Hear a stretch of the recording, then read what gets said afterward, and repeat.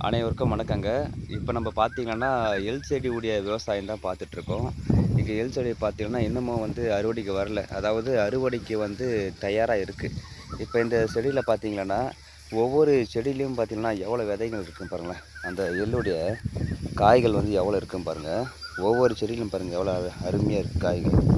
இந்த முறை வந்து எங்களுக்கு வந்து எள்ளு செடி வந்து நல்லா அருமையா வந்திருக்கு. இதுக்கு காரணம் என்னன்னு பார்த்தீங்கன்னா, கண்டிப்பா இதுக்கு காரணம் என்னன்னு பார்த்தீங்கன்னா, ஒவ்வொரு செடியுடைய அந்த இடைவெளி வந்து நாங்க விதைச்ச அந்த விதை வந்து இடைவெளி வந்து நல்லா இருந்தது. ரொம்ப அடர்த்தியா இருந்ததுன்னா என்ன ஆகும்னா, செடியெல்லாம் பார்த்தீங்கன்னா, வந்து ஃபுல்லாவே செடி முளைச்சிரும். இருந்தாலும் வந்து செடியெல்லாம் வந்து இறந்துரும். அப்படி இல்லன்னா வந்து பார்த்தீங்கன்னா, அந்த காய்கள் வந்து அதிகமா வராது. ஏன்னா, அதுக்கான அந்த காத்தோட்டம் எதுவுமே இருக்காது.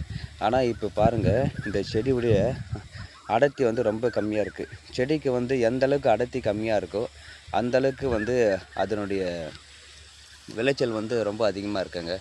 இப்ப பாருங்க, ஃபுல்லாவே வந்து இலைகள விட அதிகமான காய்கள் தான் அதிகமா இருக்கு. எங்கள போல விவசாயிகள் உங்களுக்கு பிடிக்குமானா, மறக்காம நம்ம சேனல் வந்து நீங்க லைக் பண்ணுங்க, ஷேர் பண்ணுங்க, சப்ஸ்கிரைப் பண்ணுங்க. நன்றி. வணக்கம் நண்பர்களே.